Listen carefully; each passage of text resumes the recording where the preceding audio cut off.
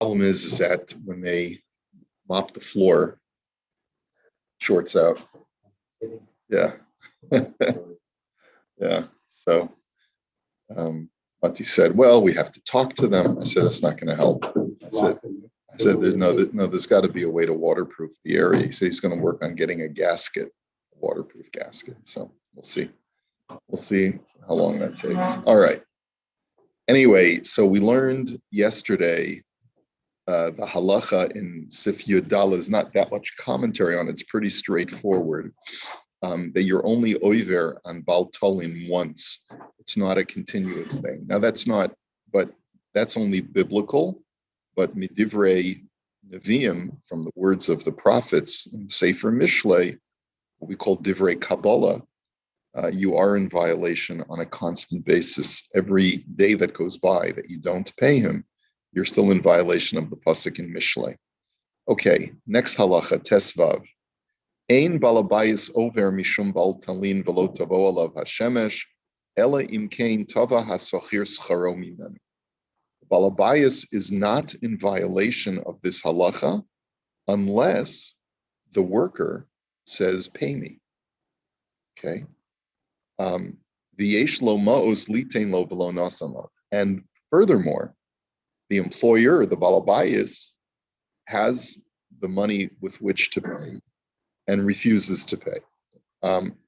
However, lo tiva'o hasachir, o shetiva'o ve'en lo ma'ot litein lo. But if the sachir, if the worker does not request payment, or he requests payment, and the balabayis at that time simply doesn't have the money, so afilu yeshlo metaltalin harbe, even though he may have many other assets, o shehimchehu eitzel chenbani o shulchani litein lo, or the kibil of litein lo, or let's say he placed the money for safekeeping by a third party. Let's say he put his money, he kept his money with a storekeeper or a money changer, or any kind of escrow company or a bank. And he gave instructions to the escrow company to pay the worker when the work is done. The kibbul of litein lo, and he has every intention of paying the guy. Eino over, so he's not in violation because he currently doesn't have the money. Shenamar lo talin pulat sachir itacha. So because and this is derived from the language of the Torah, do not delay the payment of the sachir with you. So with you, that extra word with you, itacha leda'atcha v'lo mida'ato u'ritzano shel hasachir. He says it's based upon your refusal, but not based upon the lack of initiative of the worker. In other words, if the worker doesn't care about getting paid right away, so then you're not in violation. Another thing is itacha, sheyesh itcha scharo, that it has to be with you. In other words, the money, the wages have to be available to you, and you still refuse to pay him.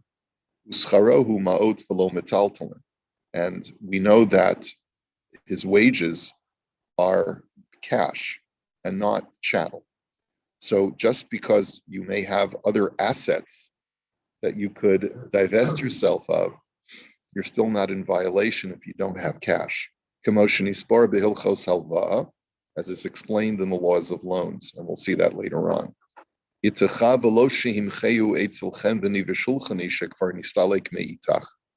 finally, the word itacha also teaches me that if I've placed the money in escrow so that I don't currently have it, I cannot possibly be in violation. And the irony is that the escrow company or the person who's holding the money is not in violation because they're not the employer. So I can easily circumvent this whole prohibition if I take all my cash, all my available cash, give it to a third party, and give them instructions to pay the worker when he comes and demands payment. If the company, let's say, is closed or the guy's on vacation or he's out of town, then neither I nor the person who's the escrow company is in violation. That's the simple import of this halacha. Okay, so again, serious limitations on the isser of Baal Tolin. Now, how does this play itself out in a world where most people don't pay with cash anyway? They pay with paycheck. And what do you do with direct deposit, which is how I get paid my paycheck now? I never see a check anymore, usually. People, yeah, most companies are paying with direct deposit. So could you make the argument? I mean, it's the whole thing is society has changed so dramatically that the commercial way that we exchange money is so different today from the way it was in the times when the Torah was written. How does this translate in a world of electronic currency, right?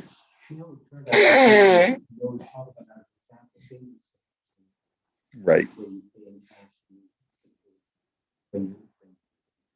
That's right. That's right. That's right. That's right. And what happens if I get home from my engagement and I don't have any cash? Because I never carry cash with me. Because who carries cash with them? But I can easily just go on my app and do a direct transfer, do an Interact transfer to the babysitter. So that it would seem to me that because today the currency that we use is through electronic transfer, that would mean that you're mechuyev to make an electronic transfer within the time frame that you're obligated to pay them. But let's say the worker says, "Hey boss, it's late. I got to go. Do me a favor. Do a direct transfer over the weekend. I don't need it right away. Whenever you get around to it, do it." So then I'm not over on Baal Tolin either. But if there is an expectation that the worker gets paid, it's going to be much harder for a person in the 21st century to use the excuse of "Ein lo, I don't have it," unless his bank account is empty and he simply can't do the transfer. Or the funds are on hold.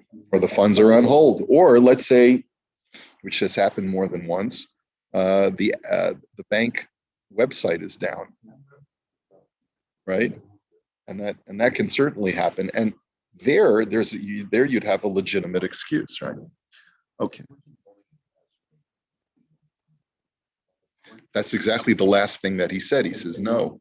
He says because he's not the employer, only an employer.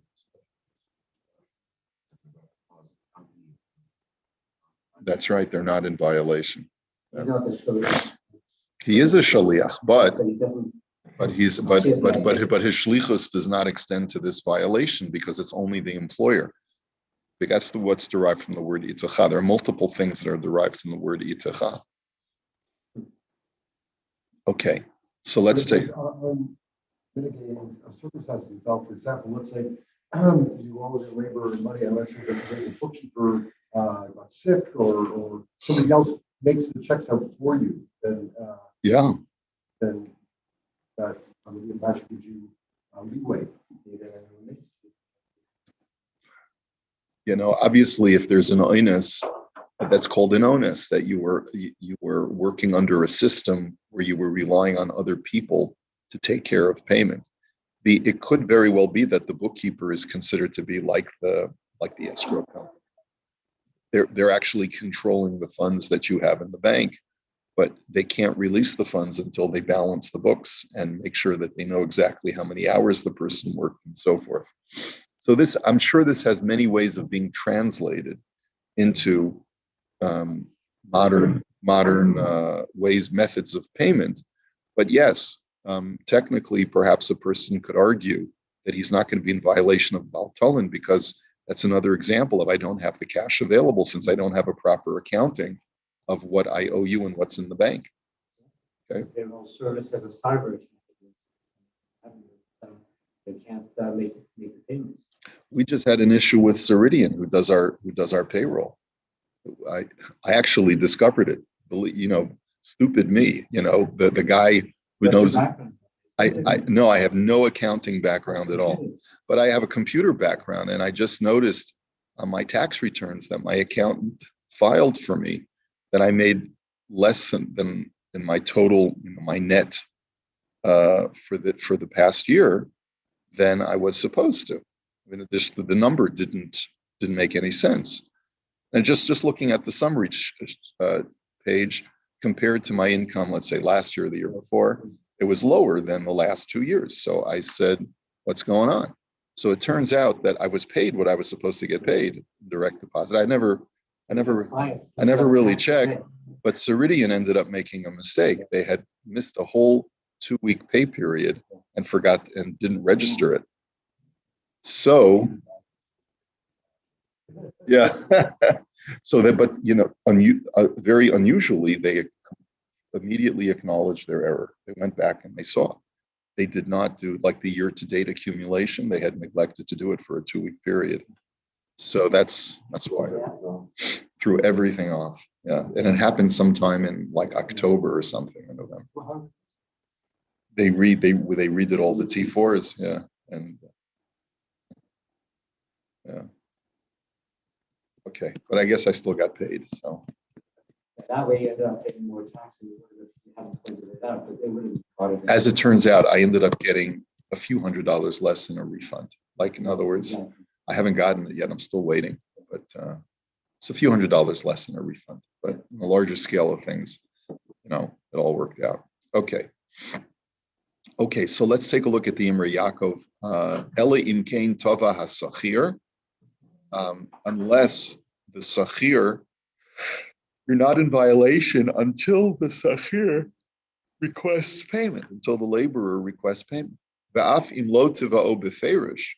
Now, furthermore, even if he doesn't explicitly say, may I have my payment, kol sheba hasachir eitzel habalabayis acher shekol malachto kenahu.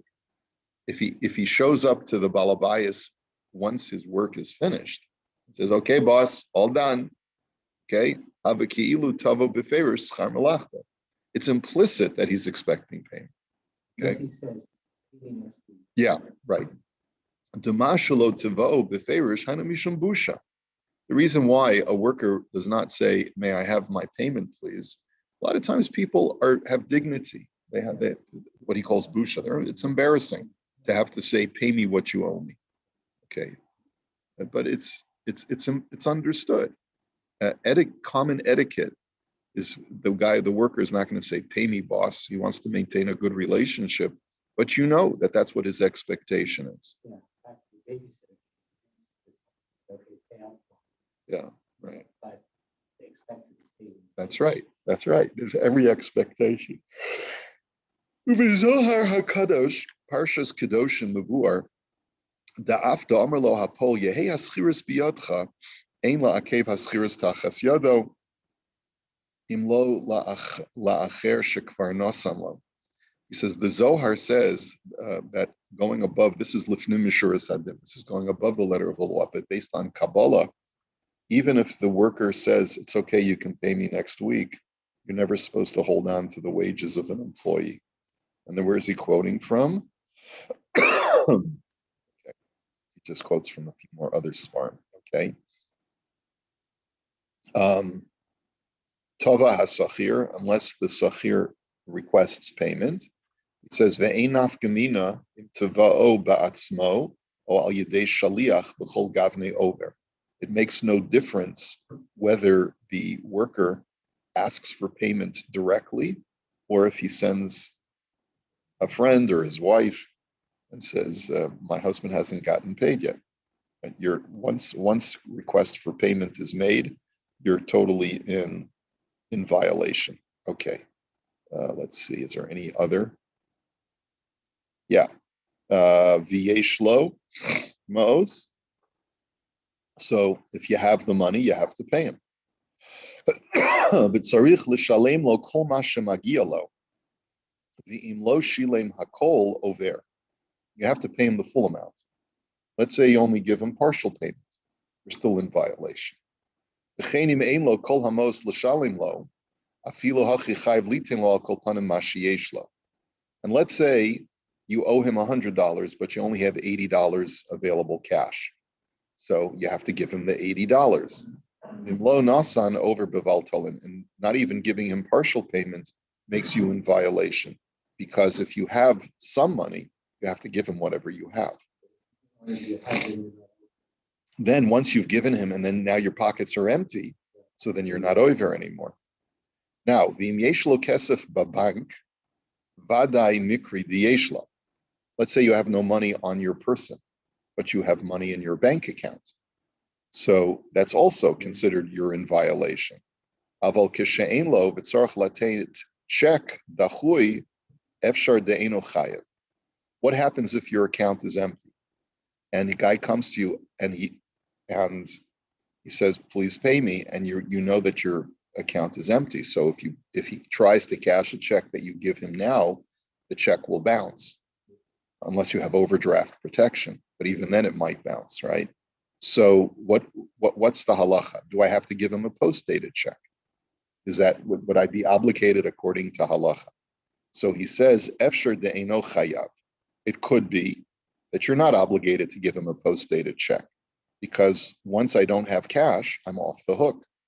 V'nira dekishiesh lo kesef b'bank v'rotze letein lo check v'yochal hapoel lo hotzio rashai lo letein lo afilu shelo birtzon hapoel. Now, as far as method of payment, can I give a guy a check if he'd rather accept cash?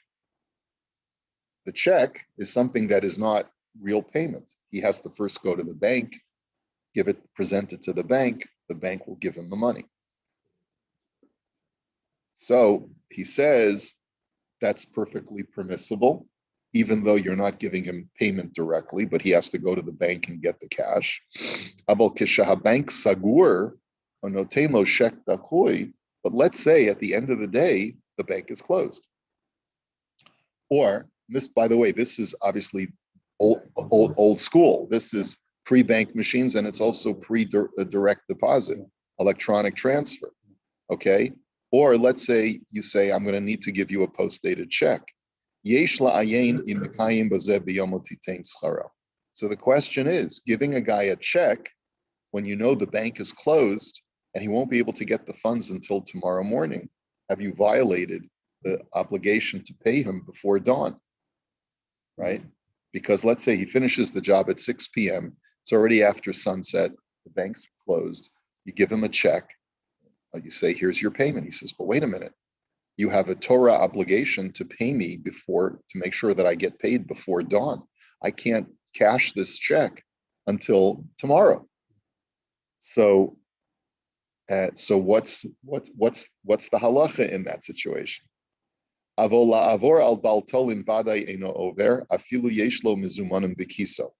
So in Rav Stern's opinion, you are absolutely not over on bal talim. There may be a dereliction of the positive commandment of pay him on the day, but you're not in obligation of the negative commandment of lo talin pulat sachir itacha ad boker. He says, and that's true even if you have cash, you could pay him, but you rather pay him with a check from the company, right? Which is very normal. You say to him, you may have a safe in your house with thousands of dollars, but that's your personal money. You want to pay him from the company account. You want to give him a check. Well, there's nothing wrong with that. V'im yesh lo pikadon o halva etzel acherim v'igi zman piraon mikri gam kein sheyesh lo daharei yachol likach mehem.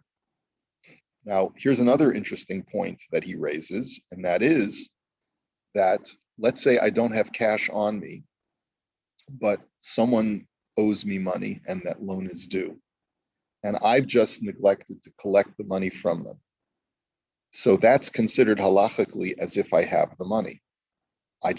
My obligation, if I have someone who I know is finishing a day's work and I'm going to have to pay them, I'm a mechuyev according to halacha to go to the person who has my money, who owes me money.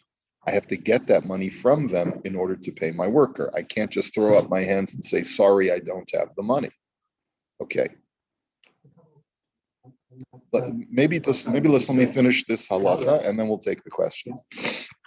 And then he says, "V'da de milashon hachinuch shekasav ele imkein yovad harbe mishalo mashma bebeirur de imagia lesachir davar katan v'yesh lo lebalabayas matbeya gedola." He says there's also another exemption if, let's say, by paying him now, I will incur a great financial loss. So that implies, like, for example, I need to use this money in order to avoid a penalty. So then I could exempt myself, even though I have cash, because it's been earmarked for something else that if I don't use that money for that purpose, I will incur financial loss.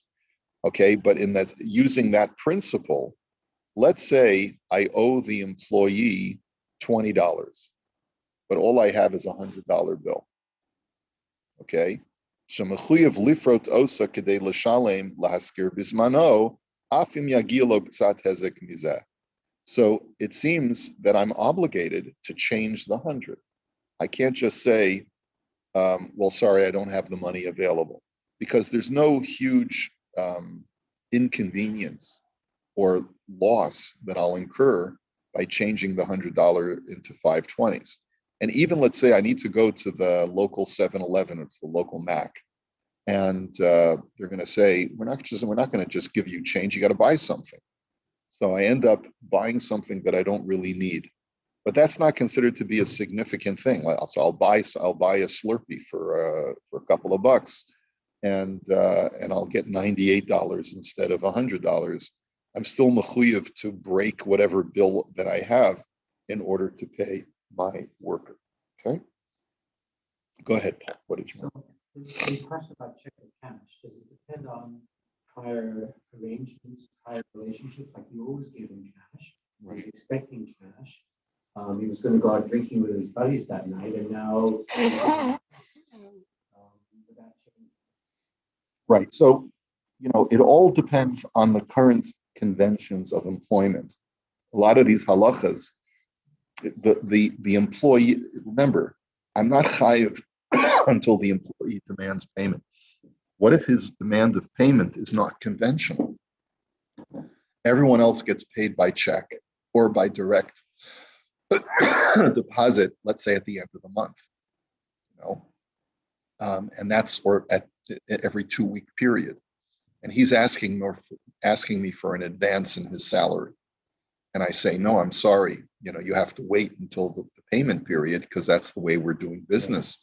And he says, but I want to go on my vacation, this weekend, and I really need the money. And I'm just asking you to pay me for work that I've already rendered.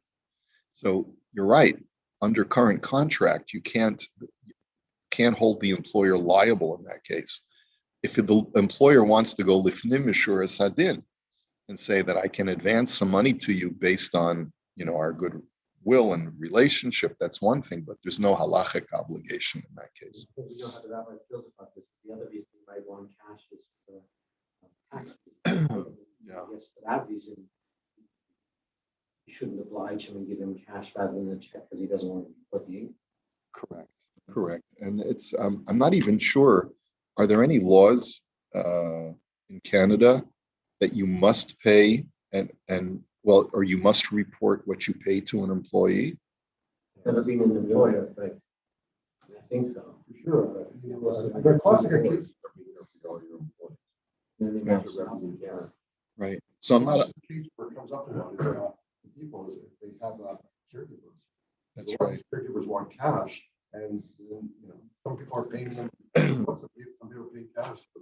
I know it becomes murky. You have a housekeeper who comes to your house once a week. She just came over the boat from the Philippines, quite literally, right? And she doesn't want to have to be put on a payroll. This is something that people do all the time. And I think you're not supposed to do that, but the government apparently, how do you feel about it? The government is looking the other way anyway, right? When it comes to people who do housework. So.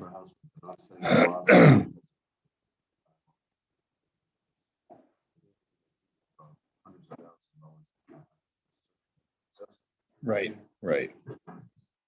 So for small amounts, the government is willing to overlook it. For large amounts, running a whole company like that. Or regular payment, on and on, over time. Yeah. They may have more issues. Also, there's a liability. If you have a worker that you work with you and something happened to them on the job, there's serious issues there for you, who's employing them. Yeah, they're not covered. That's right. That's right. One other broad question about, are you responsible to have the cash to pay, or the money to pay someone when you hire them? Yeah, I It mean, seems to me the halacha should be, don't hire anybody unless you have money. Yeah. right. Chutzpah, you say, I'm sorry. Yeah, so I've Don't hire unless you have the money. I've been working under that assumption, even though we haven't seen that explicitly yet. I'm assuming we'll see it explicitly. But it seems pretty self-evident that if you don't have the money, and there's a pretty good chance you're not going to have the money, then it would be usher to hire someone. Yeah. So what are you over then? Someone, no, Right. So that's the only thing that we haven't seen yet. And I really would. Before everything that we've done so far. Right. It's a prerequisite. Unless you tell them at the outset, I'm not gonna have the It's money. for 2 50-50, weeks. you might make it pay or not. I'll have the money 2 weeks later. Are you okay to take on the job on that basis? Right. It's not quite necessary, but it's a real life situation that came up that I just the other day with us in our panel. So what happened is, like, we're very, very busy right now in our company, and so what happened is encourage the workers to work overtime, which I don't call overtime. I'm paying them time and a half for extra hour at the end of the day. But what happens is they're working a 35-hour week, and the norm seems to be a 40-hour week. So this is like, I'm a union shop, so the union, I spoke to them about that. They agreed that it's a 40-hour week. Now we're going to present the workers. Now, so I'm taking away money from them, because what I'm going to say, you guys really should be working 40 hours, not 35 hours, even though the norm is But that's standard rules, 40-hour a week. They should know that's standard. But in our company, it's always been 35 hours. I want to raise it up to 40 hours. So you're saying those 5 hours shouldn't be time and a half? It should be time and a half. I want to be 40 regular hours. 40 hours. So am I taking away from them now because I'm. So what did the union tell you? The unions agree. They'll go with this, but I think I'm going to have a revolt from my workers. Yeah, Because they got make a used to judgment that. call, is it worth it? As opposed to not, and let them know to go Get forward. them dissatisfied. No, and you'll, yeah. Now, is the reason why your week is 35 hours because it's so labor intensive? Is that the reason, or is it just that's just been the way you've always done It's always business? was negotiated years ago, yeah. But in today's environment, 40 hours seems to be the norm. But I can see where they're going to get very upset about this because they got used to that extra hour in the last number of months when I've been so busy to get that time and a half. So am I taking away from them now? Even though I'm negotiating it in. Change it, but you can't take back what they. Right. You can't take back what you've given them. The No, question I'm not is, asking for taking back. I'm talking Right. about. If you other words- negotiated 35, can you just? in other words, arbitrarily- any hours up until now, any hours after 35 hours, you've been paying time and a half. Is that what you're saying? Yes. And so even though they just work an extra 5 hours a week, which is a standard work week, that's a very good shaila. I don't know the answer to that shaila. In other words, this is a very legitimate issue because essentially what you're saying is that you've already established a pattern of paying time and a half for that extra 5 hours. And now you want to take away that half, just pay them time instead of time and a half until 40, but after 40. It's not so clear to me that you can just make that unilateral decision. Do you say Ron negotiated that? No, I'm negotiating. It's gonna. No, but the original 35. 35 is always negotiated. But if it's negotiated, how can you arbitrarily You're say not in now fashion design. Because the contract's up. the contract's The up? contract's up. So we're- Oh, I didn't know about that. And then we have to- All So right. you can negotiate the new contract. So have a good Shabbos, everyone. Yeah. Negotiating. I won't be able